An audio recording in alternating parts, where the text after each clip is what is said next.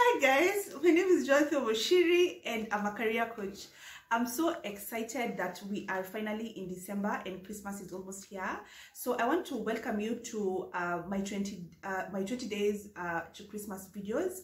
And to kick us off today, I want us to talk about interview preparation. Sometimes you get called for an interview but you don't have enough time to prepare for one reason or the other, and you cannot cancel the interview. You have to go for the interview, but you don't want to go for the interview unprepared. So what are some of the things that you need to think about to make sure that even if you are not 100% prepared, at least you'll have enough confidence to know that you're not going to do so badly during the interview?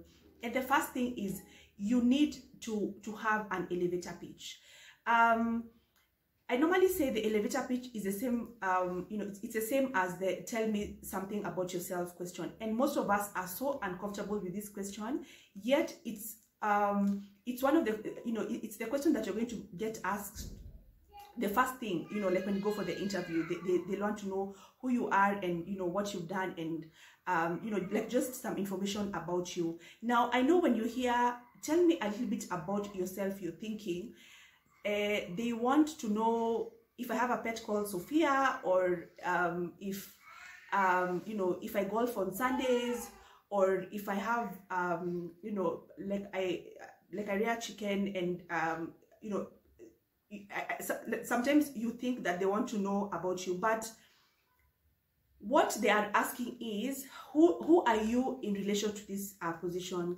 Some people get this question wrong because you'll go into details and say how you've gotten divorced, and you say how like you have a pet, and you'll talk about how like where you grew up and how you are raised, and all this is not relevant information.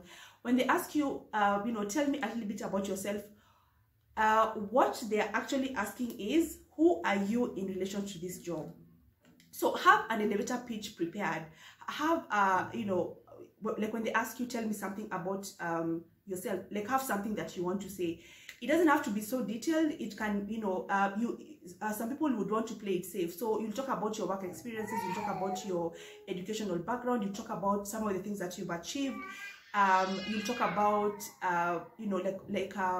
like where you see your career headed, and that's that's enough information.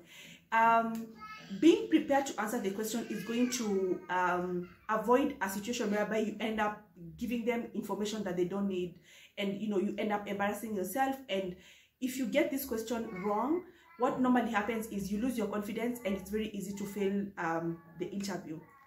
The next thing that you really need to have when you're going for any kind of interview is what have been some of your key achievements in your career. Like what have you previously brought to the table? What are some of the things that you have innovated? What are some of the changes that you have made? You need to be able to know like what your value is and what you're bringing to the table, because like that's the only reason, and that's the only reason that like you get hired, for the value that you bring to the table. The other thing that you'll definitely get asked during the interview is what are your strengths. So you want to think about what are your like what are some of the attributes that you have that are your key strengths. What are some of the things that make you stand out? Knowing what your competitive advantage is, what you can do better than anyone else with the least amount of effort is important, because that is what is going to make you stand out. That is what is going to make them want to hire you, and not someone else who has similar education and work experience and just like a similar background as you. So what makes you special? What makes you unique? What makes you stand out? The other thing is have a rough idea about how much money you're going to ask for, because I've seen candidates who, when they get asked, so like what is your salary expectation, they say anything, like you just give me whatever it is that you want to offer me, like I'm ready for it. That's not a good answer. You need to have a rough idea about like what's your expectation, and you need to be able to articulate this very well. People have failed interviews because of how they handle the salary bit. So it's something that you need to take very seriously.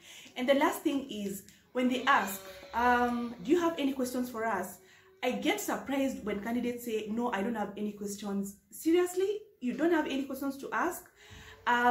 this part is so important because it's number one, it's the last thing that you're going to say, so it's the last impression that you're going to leave them with. So you want to ask good questions. Please don't ask if they offer potluck on Fridays and if you wear jeans on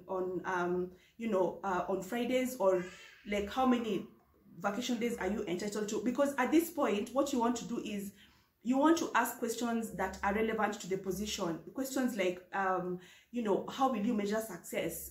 What would be required of me, if I was to get this job? Questions like, how will you measure success? Questions like, what are some of the challenges do you foresee the person who fills the position is going to encounter?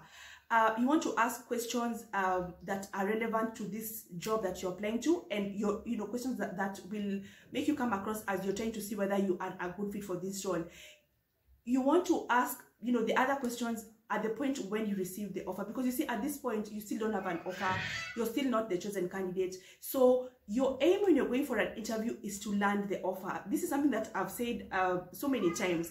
The purpose of a CV is to land you an interview. The purpose of the interview is to land you the offer. Now, once you get the offer, you can ask all the questions that, like you want to ask them.